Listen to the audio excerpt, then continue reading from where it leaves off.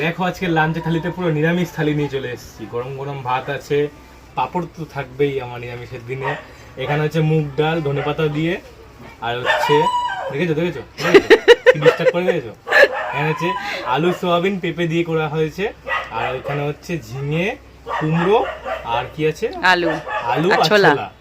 তো এই থালি আছে খেয়ে নি। তো পাঁপড়টা পড়ে না যায়, ভয় লাগছে এটাই। ওই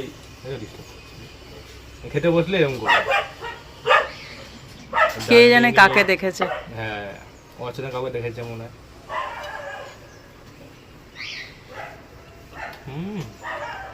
ধনেপাতা যেখানে পড়ে, একটু সয়াবিনটা খেয়ে দেখি।